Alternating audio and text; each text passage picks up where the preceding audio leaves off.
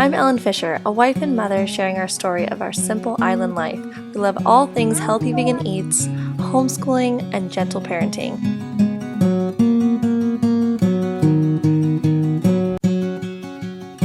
We share our love of gardening and growing our own food with goals to become sustainable on our land. I share healthy vegan recipes in my ebooks filled with tips, encouragement, vibrant photography, and delicious food that you and your family can enjoy. Check them out at ellenfisher.com and also linked below. Today's video, we're going to share simple steps to start a garden, and this applies to both big and small gardens. This isn't exactly the time of year to start a garden for some places, but it can prepare you for when you're ready to start a garden. Normally, you'll want to start a garden in the spring, but if you live in a warmer climate with mild winters, you can plant year-round. For today's purposes, we're sticking to the basics of helping people who are interested in dipping their toes into the world of gardening and growing your own food. But for more in-depth learning, I really like John Kohler from the YouTube channel Learn Organic Gardening at Growing Your Greens. I think that's what it's called. Yes, it's a long name, but he's very knowledgeable on the subject.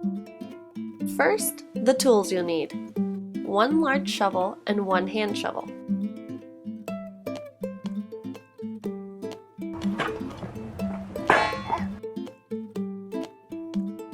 An OO bar or digging bar, gardening gloves. We choose vegan leather-free gloves. And if you're starting a bigger garden, you'll probably need to get a wheelbarrow. Craigslist might have a secondhand wheelbarrow in your area for a cheaper cost and lighter footprint. Cody, you have gloves on? Show mommy. Next, you'll need food for the plants. Vegetable compost. Veggie compost adds nutrients and enriches the soil structure. Wood chips. Wood chips are a great mulch resource which helps suppress weed growth and keeps the soil moist. And fertilizer. Worm castings is the best fertilizer in the world. Vermicompost enhances plant growth, it suppresses diseases in plants, it increases microbial activity in the soil, and improves water retention and aeration. It also benefits the environment by reducing the need for chemical fertilizers and reduces the amount of waste going into landfills. Other awesome extras to feed your plants is rock dust and seaweed. I won't really be covering it much in this video, but I'll put some links below for you to learn more about it. Alright, now moving on to how to prepare your garden. Figure out what you want to plant first.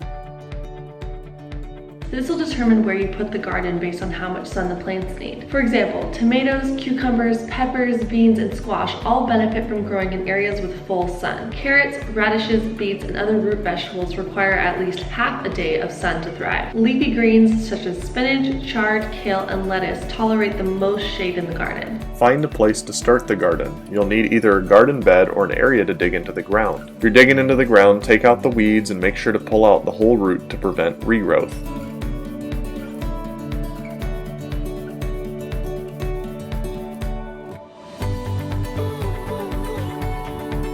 Then loosen up the soil with the digging bar or shovel.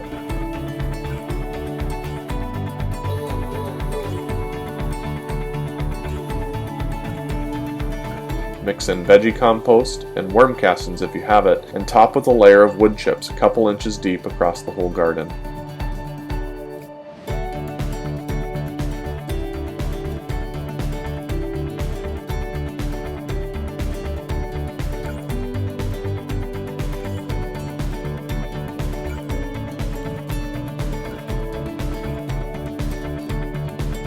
After that, you're ready to plant.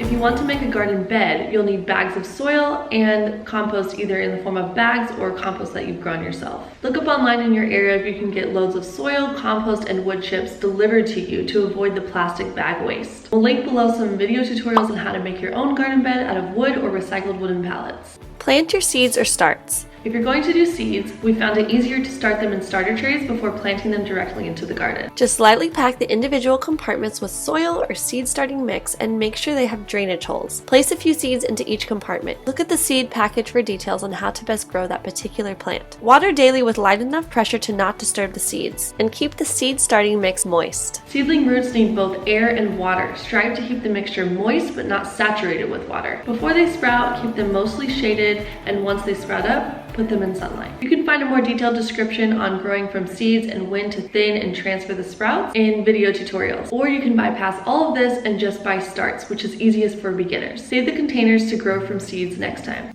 Next, move wood chips out of the way. Be careful not to mix them into the soil. Use a small shovel or your hand to prepare a small hole that's big enough to fit the start. What are you gonna plant?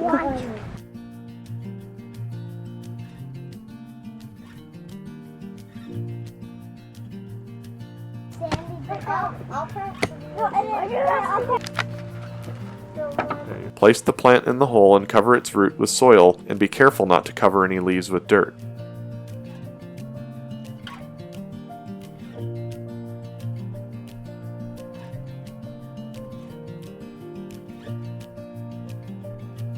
Leave a small donut ring of wood chips around the plant, so the wood chips are not touching the plant. When they're really small plants, they don't want to be disturbed with the chips. As the plant grows, it's okay if the wood chips fill in.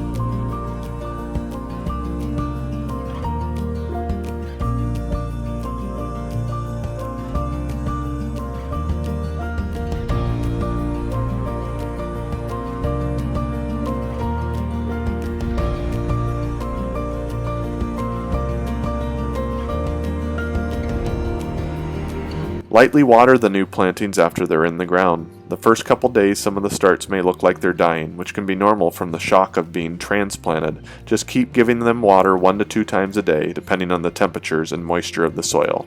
Now you've started a garden. To plant a tree, you'll want to use a similar model, but to dig a much larger hole. It's basically the same process. Just be sure to dig the hole much larger than what the tree technically needs to fit into the ground. When you loosen even the dirt surrounding the area where the tree is being planted, the roots will have a much easier time growing.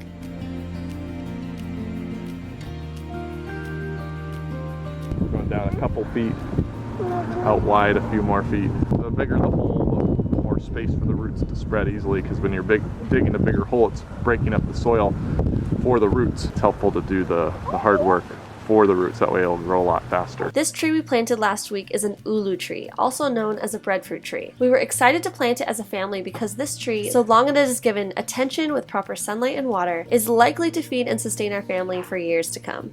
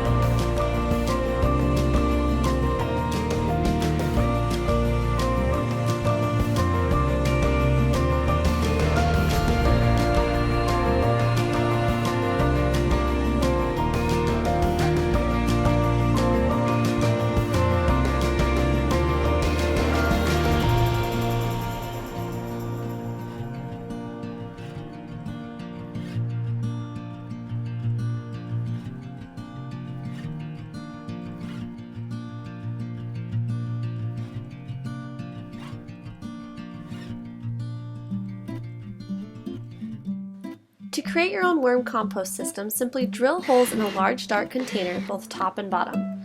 The holes in the top are for ventilation, and the holes on the bottom of the container is for the liquid to seep through and create this amazing nutrient-dense worm tea that you can feed the garden with. Prepare a bedding for the worms by adding a large layer of shredded newspaper or brown paper and a handful of soil.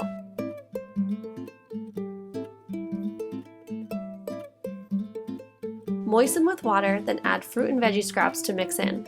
The worms also like tea bags and small amounts of coffee grounds if you have them. Avoid adding in citrus scraps as the worms do not like citrus. The final step is to add the worms and cover them up with more shredded paper. These particular worms are red wriggly worms. Feed the worms a small amount of fruit and veggie scraps once a week. Just make sure they finish eating most of what you gave them before adding more. You can get earthworms often on Craigslist in the gardening section.